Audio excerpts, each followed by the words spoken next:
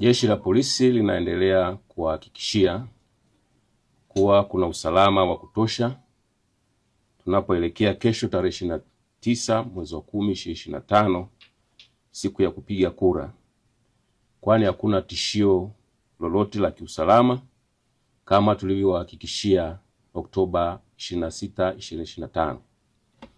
Aidha, ningependa kuwatahadharisha kuwa kuna kikundi cha watu baada ya kuona wameshindwa kuvuruga amani ya nchi yetu, wameunda kikundi cha vijana ambao wanaandaa picha mjongeo na taarifa mbalimbali za matukio yaliyotokea siku za nyuma ambayo yalishashughulikiwa na mengine ya kutunga ili wayasambaze kwenye mitandao ya kijamii yaonekane yametokea kipindi hiki au muda mfupi uliopita.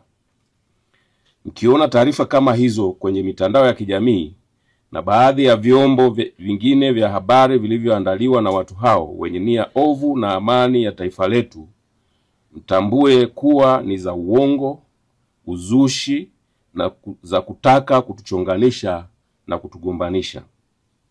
Wapo pia walioandaliwa kama ambavyo baadhi wameshajitokeza kuzungumza na kutoa taarifa zenye tungo tata zenye kutaka kuleta taharuki. Pia wanakusanya matukio ambayo yalitokea nchi nyingine na kuyatengeneza kwa kuyawekea sauti zenye lafudhi ya Kiswahili ili yaonekane yametokea nchini mwetu na wakati huu muhimu tunapoelekea kupiga kura kesho. Pia wamepanga kuchukua picha za baadhi ya viongozi na kuziwekea maneno na sauti zenye matamko ya upotoshaji ili ionekane wao ndio wanazungumza au wanayatamka wakati si kweli.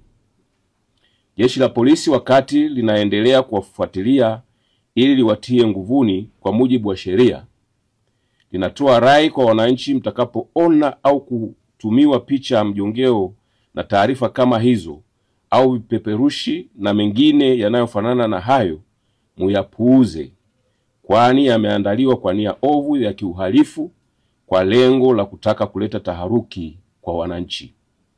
Aidha, mkitumiwa taarifa kama hizo msizisambaze, kwani kufanya hivyo ni kosa la jinai kwa mujibu wa sheria ya makosa ya kimtandao. Badala yake mzifute. Mkumbuke, taarifa sahihi zinazohusu jambo lolote zitatolewa na mamlaka zenye wajibu wa kufanya hivyo.